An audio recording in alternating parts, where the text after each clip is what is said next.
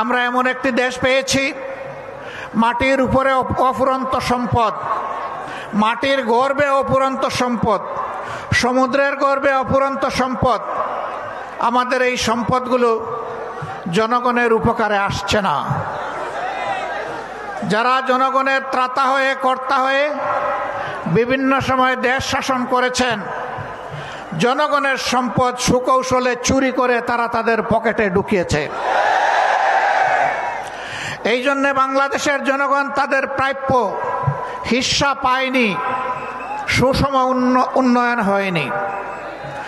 15 সালের দিকে কোনো এক রমজানে আমি ঈদ উদযাপন করতে এসেছিলাম এই জেলার শহীদ পরিবারগুলোর সাথে। সকাল 9:30 থেকে অথবা সকাল 10টা থেকে রাত 9:30 পর্যন্ত আমি এই জেলার ভাঙ্গাচোরা খানাখন্দকে ভর্তি রাস্তাগুলা দিয়ে গাড়ি ফেলে আমি এবং আমার সঙ্গী 2টা মোটরসাইকেলে চড়ে সারা জেলা ঘোরার চেষ্টা করেছি। আমি লোকদেরকে জিজ্ঞেস করেছিলাম, আমরা শুনে থাকি উন্নয়নের জোয়ারে দেশ ভাসছে, সেই জোয়ারের সামান্য ছিটাফুটা পানি কি এখানে আসে না? বলে যে না, আসে না। কেন আসে না?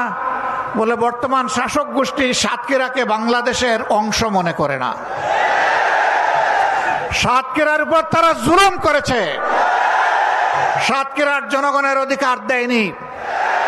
মানুষ খুন করেছে, গুম করেছে, পঙ্গু বানিয়েছে, ইজ্জতের উপর হাত দিয়েছে, সম্পদ লুণ্ঠন করেছে এবং মানুষকে কার্যত তারা তাদের দাসে পরিণত করেছে। 65% পর্যন্ত বিদ্যুৎ বিল সাশ্রয় করে আপনাকে রাখে প্রশান্তিতে। ওয়ালটন ফ্যান হাওয়া বদলে দেয়। কম বেশি এই চিত্র ছিল বাংলাদেশের। সবচেয়ে খারাপ অবস্থা ছিল সাতক্ষীরার। আমরা মহান আল্লাহর দরবারে দোয়া করি, শুধু আল্লাহর দিনের পক্ষ নেওয়ার কারণে যদি এই জেলার এই অবস্থা হয়, আল্লাহ তুমি দুনিয়া এবং আখেরাতে এই জেলার মর্যাদা তুমি বাড়াইয়া দাও। প্রিয় সহকর্মীবৃন্দ, বাংলাদেশ জামাতে ইসলামী আল্লাহ এবং জনগণের কাছে প্রতিশ্রুতিবদ্ধ যে এই জমিনে আমরা ইনসাফ কায়েম করতে চাই, আমরা দুর্নীতিমুক্ত একটি বাংলাদেশ গড়তে চাই, আমরা সুষম উন্নয়ন মানুষকে উপহার দিতে চাই। আমার জেলায় প্রধানমন্ত্রী আছে, তাই সব কিছু এই দিকে জোয়ারের পানিতে চলে আসবে, এই বাংলাদেশ আমরা দেখতে চাই না। আমরা এমন একটি বাংলাদেশ দেখতে চাই, কেউ চাইলেও তার অধিকার পাবে, না চাইলেও তার অধিকার পাবে।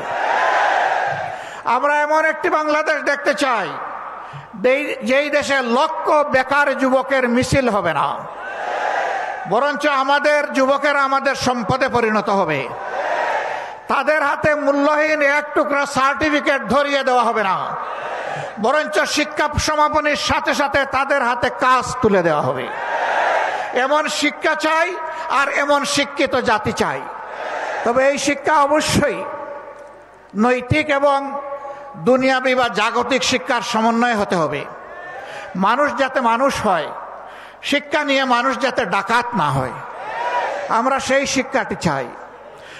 আমরা এমন একটি দেশ চাই, যে দেশে আমাদের মা বোনেরা নিঃসংকোচে যেমন ঘরে সুরক্ষিত থাকবেন, কর্মস্থলেও সুরক্ষা পাবেন, রাস্তাঘাটেও সুরক্ষা পাবেন।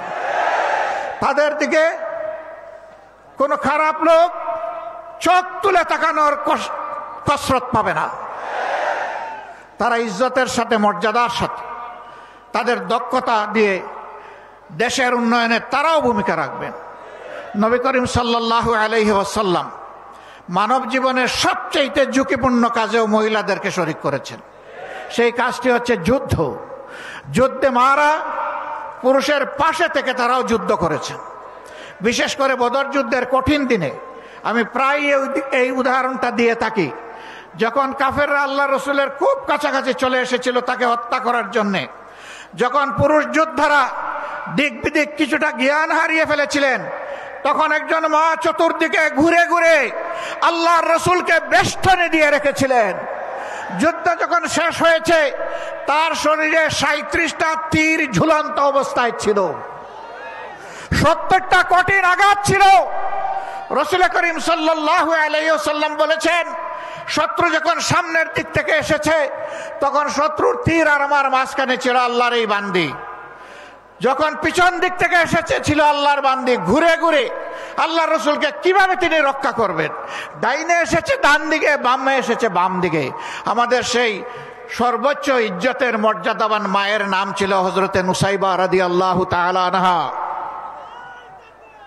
যদি যুদ্ধের এই কঠিন ময়দানে আল্লাহর রসুল তাদের জন্য কর্মক্ষেত্র সৃষ্টি করে দিয়ে থাকেন, আমরা কে তাদের হাত বন্ধ করার?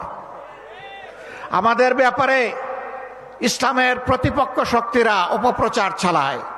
জামাতে ইসলামী ক্ষমতায় গেলে মহিলাদেরকে ঘর থেকে বের হতে দিবে না।